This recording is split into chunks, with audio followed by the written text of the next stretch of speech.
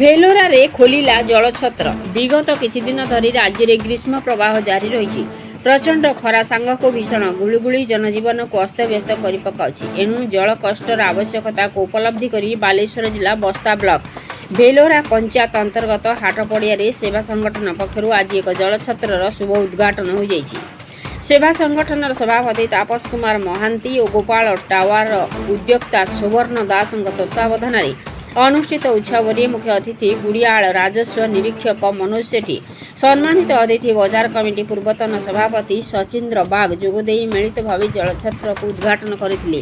ଗଜେନ୍ଦ୍ର ଦତ୍ତ, ରତିକାନ୍ତ ପଣ୍ଡା, ରଞ୍ଜନ ସାହୁ, ଗଦାଧର ଧଳ, ଗୌରାଙ୍ଗ ସାହୁ, ଯୋଗେଶ୍ୱର ସାହୁ, ମୁକ୍ତିକାନ୍ତ ବାରିକ, ଅଚ୍ୟୁତ ପ୍ରଧାନ, ସାମ୍ବାଦିକ ବସନ୍ତ ଭଦ୍ର, ବୁଲୁ, ଜଗତ କୁମାର ଗିରି ପ୍ରମୁଖ କାର୍ଯ୍ୟକ୍ରମ ପରିଚାଳନାରେ ସହଯୋଗ କରିଥିଲେ। ଜଗତ କୁମାର ଗିରିଙ୍କ ରିପୋର୍ଟ, ମସିହା ନ୍ୟୁଜ୍। ଆପଣ ମସିହା ନ୍ୟୁଜ୍ର ୟୁଟ୍ୟୁବ୍ ଚ୍ୟାନେଲକୁ ସବସ୍କ୍ରାଇବ୍ କଲେଣି କି? ଯଦି କରିନାହାନ୍ତି ଏବେ କରିନିଅନ୍ତୁ। ଏହାସହ ମସିହା ନ୍ୟୁଜ୍ର ଫେସବୁକ୍ ପେଜ୍କୁ ଓ ଟ୍ୱିଟରକୁ ଫଲୋ କରନ୍ତୁ। ତା ସହ ମସିହା ନ୍ୟୁଜ୍ର ଆପ୍ ଆସିଗଲାଣି। ନିଜ ମୋବାଇଲରୁ ପ୍ଲେ ଷ୍ଟୋରରୁ ଡାଉନଲୋଡ୍ କରିନିଅନ୍ତୁ। ଜୟ ଜଗନ୍ନାଥ।